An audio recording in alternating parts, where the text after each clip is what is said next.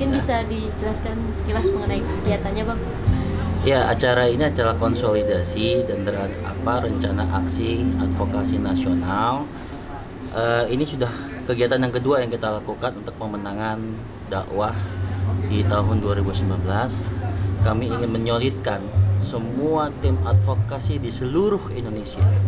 Dan insya Allah PKS mempersiapkan 888 tim pengacara di seluruh Indonesia yang akan mengawal suara pemenangan di setiap level struktur partai, baik dari tingkat DPD, DPW maupun DPP.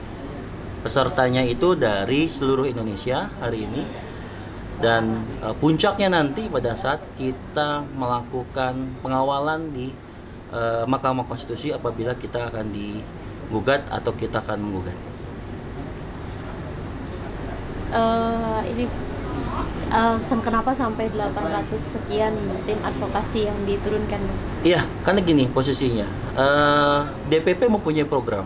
Program itu adalah program beasiswa pendidikan khusus profesi advokat. Kami dari tahun 2014 itu tidak semua advokat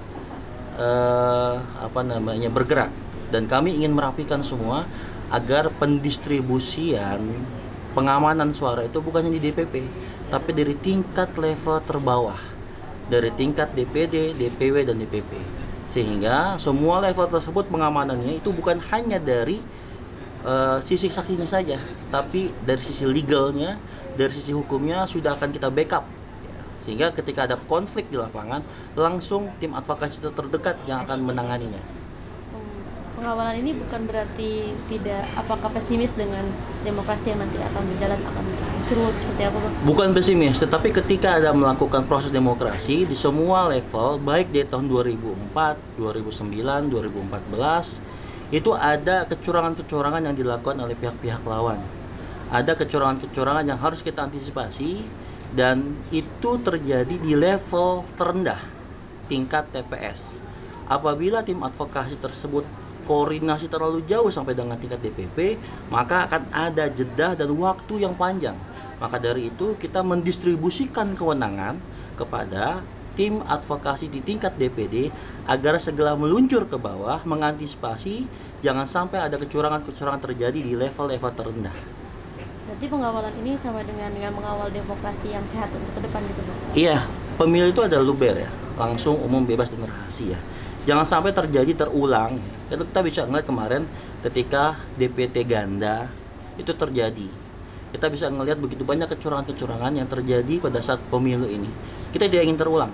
Bahkan PKS di tahun 2009 itu pernah sidang di Mahkamah Konstitusi hampir 24 jam untuk mengamankan suara. Untuk apa? Untuk jangan sampai satu suara yang telah dititipkan kepada PKS hilang. Itulah fungsi kami sebagai tim advokasi, agar jangan sampai suara-suara yang ada yang sudah masuk ke PKS hilang, sehingga PKS berkurang jatah kursinya di tingkat nasional, di tingkat wilayah, ataupun di tingkat DPD.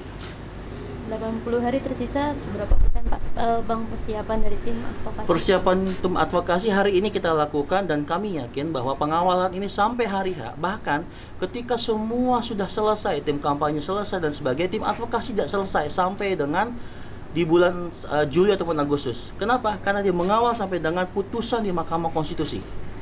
Kami akan mengawal sampai di detik-detik terakhir, dan kami akan mengawal suara pengamanan suara ini untuk kemenangan partai, dan kita menjalankan fungsi dan menjalankan amanah dari Majelis Syuro 12%, kita harus menang, dan tim advokasi akan mengawal itu.